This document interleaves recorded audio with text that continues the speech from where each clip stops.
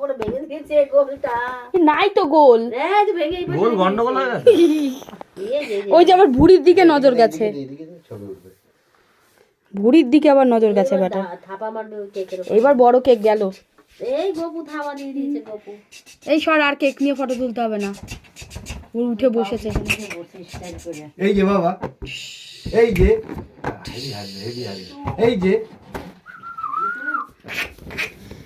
গেল কেক, এইটাও গেল।